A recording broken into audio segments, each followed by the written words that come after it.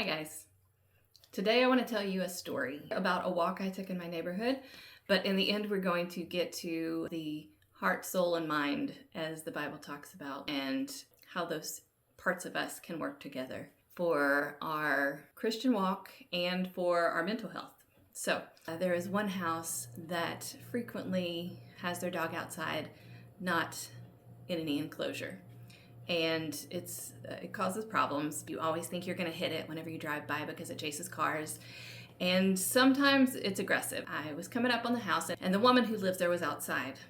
I'd never really seen her up close before, and I could see that she was older and a little overweight and had trouble getting around. She was holding on to things, walking around the yard as if afraid she was going to fall. And at about that point, the dog got a look at me and immediately charged and started barking and growling and very aggressive, blocking my way. So I stopped and expected, since she was outside, that she would call it back and there wouldn't be a problem. Instead, the woman mumbled something to herself, turned around without even looking at me, and went back into the house. I thought at first, okay, well, she's gone to get a leash and it's going to come back out in a second. Only she didn't. So I started to get mad. It's one thing to let your dog run loose and almost get hit by cars, but it's another thing to let it threaten your neighbors. Then something happened that was not me because I was in my flesh getting mad, but all of a sudden I felt like I got this download of an emotion that was not mine. And I knew the Lord was showing me what that woman felt. It was an overwhelming sense of shame and helplessness. Like that woman felt that she had no control over anything in her life. She felt helpless and hopeless, and that extended to the dog. And with that revelation, I had compassion for her. And I knew that she was in the house just sort of wallowing in that shame, knowing she should be coming outside to do something about the dog, but not knowing how and not feeling capable and not knowing what. And suddenly, that compassion extended to the dog. I started talking nicely to it, holding my hand out, not staring it in the eye so it didn't feel threatened, crouching down and getting more on its level. And it would sort of sniff my hand cautiously and then back up and start barking again. And it did that a few times, and I just kept talking to it calmly. Then it sniffed my hand really thoroughly and just trotted off.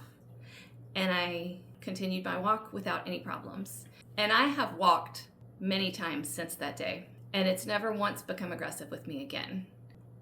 And as I continued my walk, I started realizing how this was a picture about how to treat ourselves anytime we're doing something that we know is not helpful or good.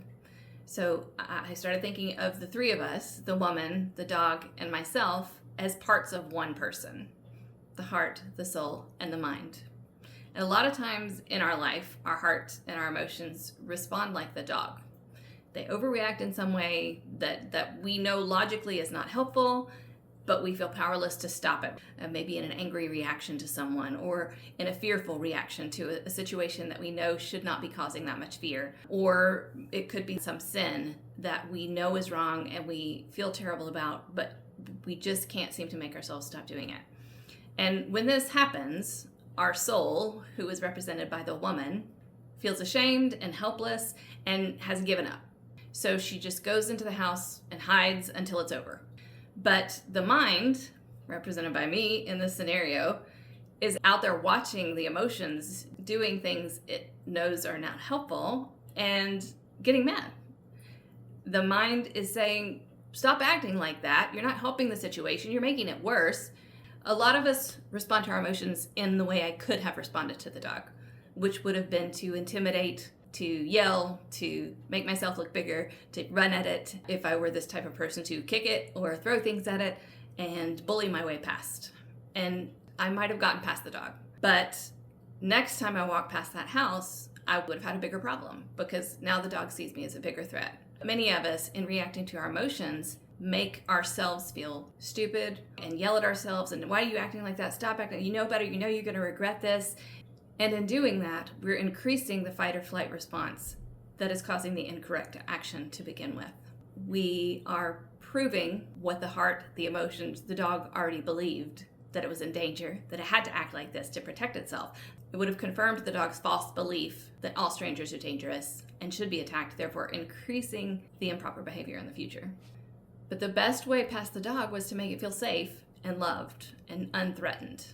To use our minds to respond calmly and lovingly to our hearts. Hey, I know you think this is the best response. You think you're being a good dog, but it's actually not helping. It's really making things worse whenever you respond in anger like that, or when you let your anxiety get the best of you instead of taking control of it. So I'm not a threat. Let's work together. That's what we have to tell ourselves. Look, I want to help us respond better to situations like this, because we need to train our emotions to respond in ways that are helpful and good. And we can't train a dog that doesn't trust us. If we keep riling them up by telling ourselves how stupid we are or berating and yelling, our hearts never feel safe enough to hear instruction. We have to show the heart that the mind directing is not the enemy, so that our soul, the real part of us that acts and wills, represented by that woman who's in that house hiding, can come back out and participate in a real way instead of feeling like a helpless bystander, watching its heart overreact and its mind berate and shame. I think a lot of us are afraid of doing this because we think it's condoning and encouraging the bad behavior. But that's not what we're doing. We don't have to tell the heart that what it's doing is good. We can acknowledge that the behavior is unhelpful and maybe even harmful while allowing it the time to calm down without being further threatened. I think about Jesus' response to the woman who was caught in adultery and to the people who wanted to stone her in John 8. He who is without sin cast the first stone, he said. So he saved her from condemnation and lessened her shame by reminding everyone else that they were sinners too. He didn't condone her actions. He even said, "Go and sin no more." But he made her feel safe and loved despite her sin, then gave her instruction on how to go forward in a better way. This story shows that we can do this not only for ourselves, but for others. Our hearts and our emotions often respond in instinctual sort of ways, like the dog.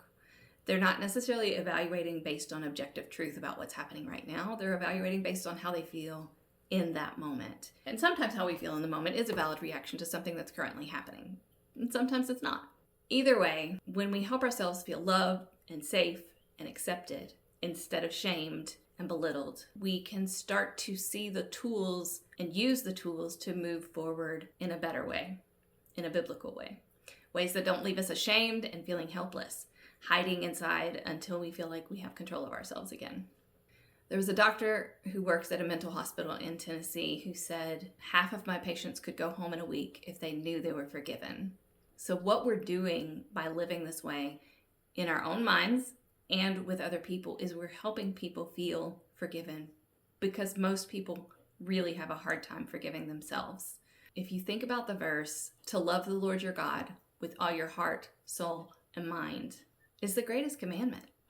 And I think to do that, our heart, soul, and mind have to be working together in concert, not fractured and working against one another, where the mind is always belittling the emotions and both are trying to work independently of the soul, and the soul living in shame and watching this play out as if they can't affect it at all.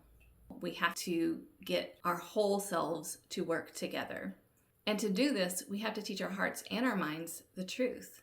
Martin Lloyd-Jones says we should talk to ourselves instead of just listen. Say, "Self, listen for a moment. I will speak to you."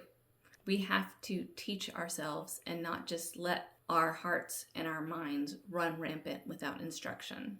And if we can be kind to ourselves, I think we'll get a lot further down that road of enacting change in our lives and feeling at peace. We can continue that walk, and we can walk around the circle next time, and the dog won't overreact.